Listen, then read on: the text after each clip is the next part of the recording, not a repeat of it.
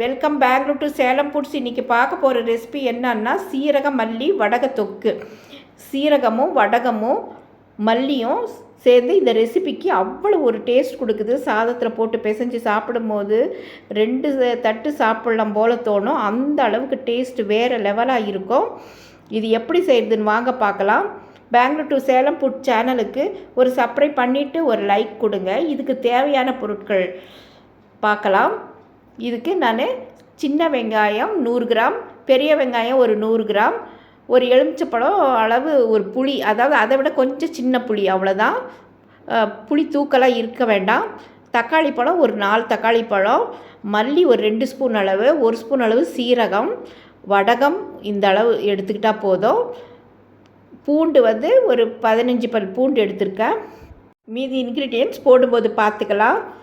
ஒரு வானலியில் ஆயில் ஊற்றிக்கலாம். கொஞ்சம் ஆயில் அதிகமாக இருந்தால் தாங்க இதுக்கு நல்லாயிருக்கும். 2 நாளைக்கு வச்சு சாப்பிட்லாம். இப்போ இதுக்கு கடுகு வேண்டாம், கடைசியில் தான் நம்ம தாளிப்பு கொடுக்கணும். இப்போ சீரகம் மட்டும் இதில் சேர்த்திட்டேன். வரமல்லியும் இதில் நம்ம சேர்த்தணும். நல்லா பொரியணும். வரமல்லியும் சீரகமும் பார்த்து நம்ம பொரிய விடணும். ரொம்ப தீயாமல் பார்த்துக்கணும். இப்போ நான் பார்த்து அதன் பிறகு பூண்டு சேர்த்திட்டேன். வெங்காயமும் இதில் சேர்த்து நல்லா கண்ணாடி பதத்தில் நம்ம வதக்கணும். ரொம்ப ஓவர் ஃப்ரை பண்ணக்கூடாது. இப்போ நான் ஒரு சின்ன கட்டி அளவு பெருங்காயமும் சேர்த்திட்டேன். வரமிளகா ஒரு 7 வரமிளகா அதில் சேர்த்திருக்கேன். காரம் ரொம்ப கம்மியாகவே இருந்தால் போதுங்க. ரொம்ப நல்லாயிருக்கும் நமக்கு. வெயில் காலத்துக்கு காரம் அதிகமாக வேண்டாம். இப்போ கருவேப்பிலையும் சேர்த்தியாச்சு. பிறகு தக்காளி பழம் கட் பண்ணது இதில் சேர்த்து நல்லா வதக்கலாம்.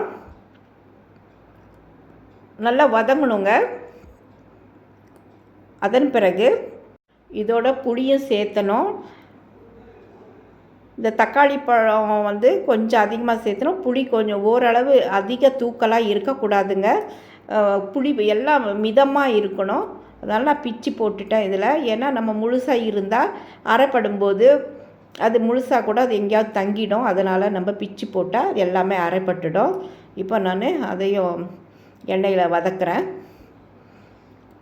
நல்லா வதக்கலாம். தக்காளி பழம் நல்லா வதங்கின பிறகு உப்பு சேர்த்துலாம். இப்போ நான் உப்பு தேவையான அளவு உப்பு சேர்த்துறேன். கல்லுப்பு சேர்த்து நல்லா வதக்கலாம். இப்போ மல்லி மஞ்சள் தூள் இதில் ஓரளவு சேர்த்தலாம்.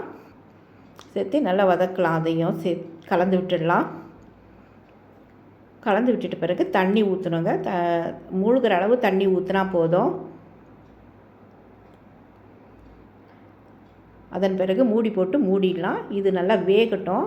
எல்லாமே வதங்கிடுச்சு. இருந்தாலும் இது தண்ணியில் வெந்தால் தான் கொஞ்சம் நல்லாயிருக்கும், டேஸ்ட்டு நல்லாயிருக்கும்.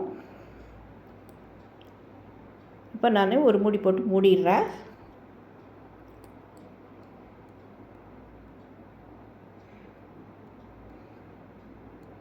அதன் பிறகு நல்லா வெந்துச்சான ஒரு 4 நிமிஷத்தில் இது வெந்துருச்சுங்க.